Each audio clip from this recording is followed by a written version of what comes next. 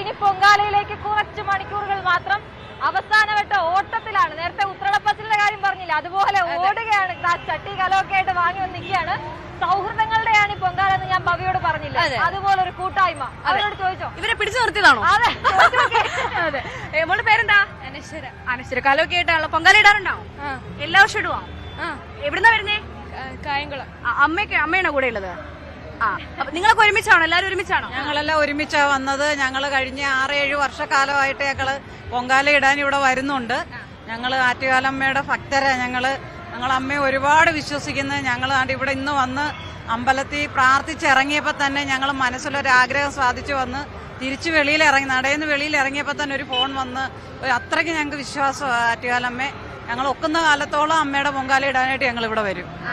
അപ്പൊ ആഗ്രഹമൊക്കെ സാധിച്ച് ഇരിക്കുന്ന ഒരു അമ്മയും കൂടിയാണ്. അമ്മയുടെ പേരെന്താ? സുകുമാരി. രണ്ടാളും സുകുമാരിയാണോ? അമ്മയുടെ പേരെന്താ? രാജി. നിങ്ങൾ എങ്ങനെ ഒരുമിച്ച് വന്നേണോ? ഒരുമിച്ച് തന്നെ. അവിടെ ബാക്കിൽ രണ്ട് സുന്ദരി കുട്ടികളുണ്ട്, അവർ മാറി നിൽക്കുക, ഒളിച്ചിരിക്കുക. ഇങ്ങോട്ട് വന്നേ, നമ്മുടെ ആൾക്കാരൊക്കെ കണ്ടോട്ടെ. പേരെന്താ? ആര്യ. എവിടുന്നാ വരുന്നേ? ഞാൻ ഇവിടെ പഠിക്കുന്നത് കോച്ചിങ്ങിന്. സ്വന്തം നാട് എവിടെയാ? പൊങ്കാല ഇടാറുണ്ടോ എല്ലാവരും? ഇല്ല, ഞാൻ ആദ്യമായിട്ട്. അമ്മയും ചേച്ചിയൊക്കെ എല്ലാ വർഷം ഇടാറുണ്ട്. അപ്പൊ അമ്മയുടെ ചേച്ചിയുടെ ഒക്കെ കൂടെ പൊങ്കാലയിടാൻ വന്ന അശ്വതിക്ക് നീ ചോദിക്കാനുണ്ടോ? അതെ, ഇവിടെ ഹലോ, എന്താണ് പേര്? എന്റെ പേര് അനന്യ. അനന്യാണ്. അനന്യ പൊങ്കാലയിടാൻ അറിയാവോ? അറിയാവോ? ആണോ? അമ്മമ്മയുടെ കൂടെയാ വന്നേ? അല്ല, അമ്മയുണ്ട്. എവിടാ പൊങ്കാല ഇടുന്നേ? ഇതിന്റെ അടുത്ത് തന്നെ, ക്ഷേത്രത്തിന്റെ അടുത്ത് തന്നെ അല്ലേ? എല്ലാ തവണ അമ്മ വരാറുണ്ടോ? ഞാനിപ്പോ ആറാമത്തെയാണ്.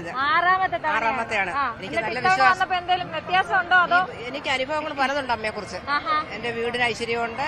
എനിക്ക് അമ്മയെ വലിയ ഇഷ്ടമാണ്. എനിക്ക് ഇനി ഒരു 10 കൊല്ലം കൂടെ വരാനുള്ള ആരോഗ്യം എനിക്ക് അമ്മ തരട്ടെന്ന് ഞാൻ പ്രാർത്ഥിക്കുന്നു. പോയോ? അമ്പലത്തിൽ പോയോ? അമ്പലത്തിൽ പോയി തൊഴുതു. തിരക്ക് എങ്ങനെയുണ്ട്? ഭയങ്കര തിരക്കായിരുന്നു. നല്ല തിരക്കാണ്. എത്ര മണിക്കൂർ നിന്നു? ഒരു മണിക്ക് പോയിട്ട് ഞങ്ങളൊരു 3-3:30 വരെയൊക്കെ നിന്നു.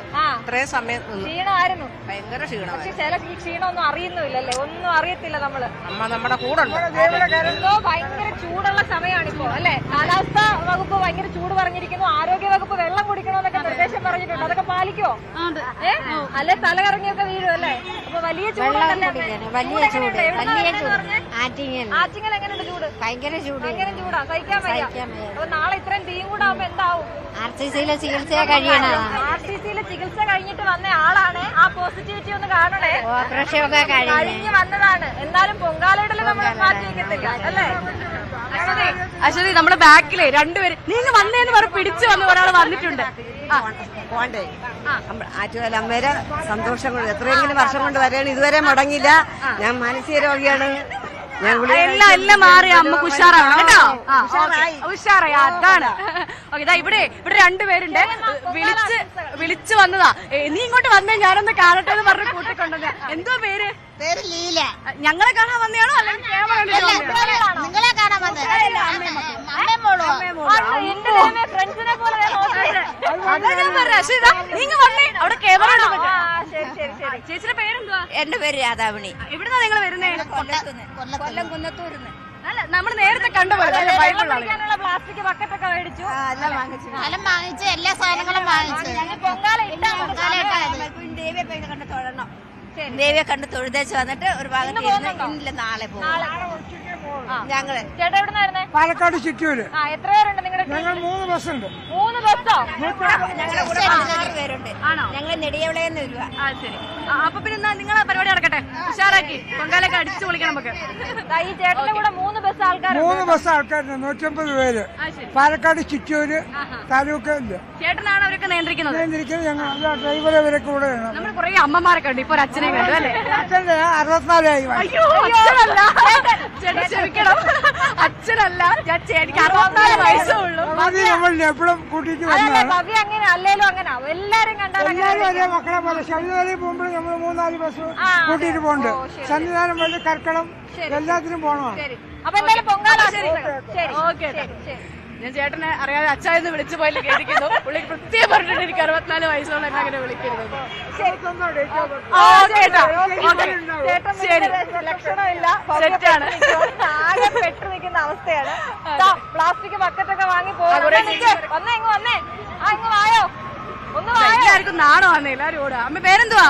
ബക്കറ്റ് എന്തിനാ? പേര് ശോഭന. നമ്മുടെ മംഗലത്തിലല്ലേ പൊങ്കാല ഇടുന്നേ? ബക്കറ്റ് പൊങ്കാല ഇട്ട് കലത്തിലത്തെ ഇതിൽ ഇറക്കി വെച്ചിട്ട് ട്രെയിനിൽ കൊണ്ടുപോവാൻ കോഴിക്കോട്. കണ്ടോ ഐഡിയ വരുന്നത് കണ്ടോ?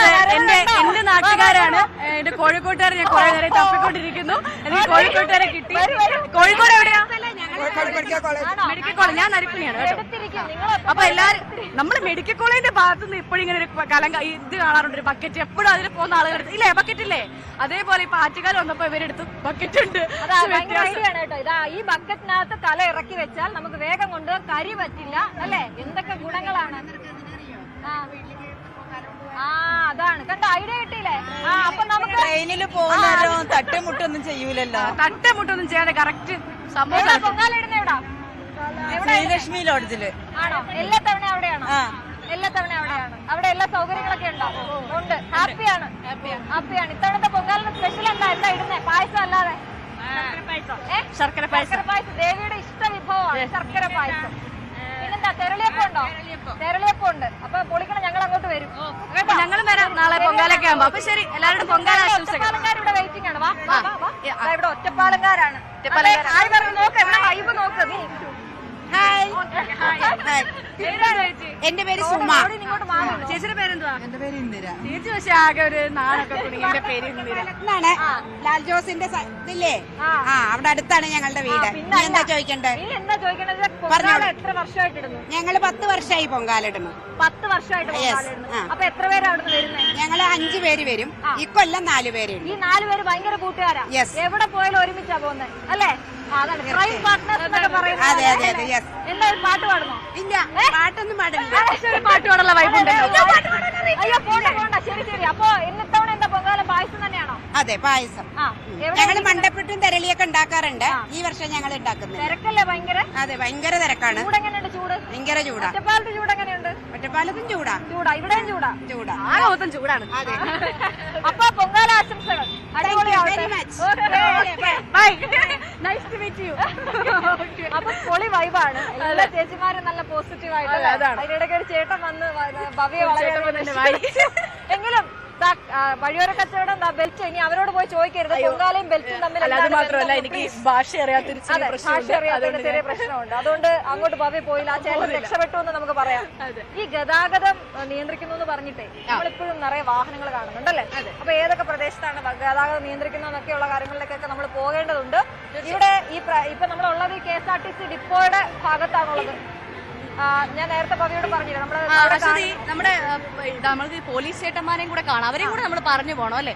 കാരണം നമ്മൾ ഈ ഇത്രയും വലിയ തിരക്കില് അവരൊരു എഫേർട്ട് എന്ന് പറയുന്നത് അത് നമുക്ക് പറയാതിരിക്കാൻ സാധിക്കും. നമുക്ക് അതിലേക്ക് വിശദമായിട്ട് വരണം. കാരണം 3500 പോലീസുകാരാണ് പൊങ്കാല ഡ്യൂട്ടിക്കുള്ളത്.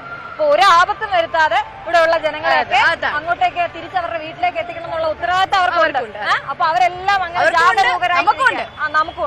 അപ്പൊ നമുക്ക് വേഗം ഒരു ഇടവേള എടുത്ത് വന്നാലോ? അത് ഇടവേള കഴിഞ്ഞിട്ട് നമുക്ക് നേരെ ബാക്കി വിശേഷങ്ങൾക്ക് വരും. ഒരുപാട് കാര്യങ്ങൾ കാണിച്ചു തരാറുണ്ട്, ഞങ്ങൾക്ക് പറയാറുണ്ട്.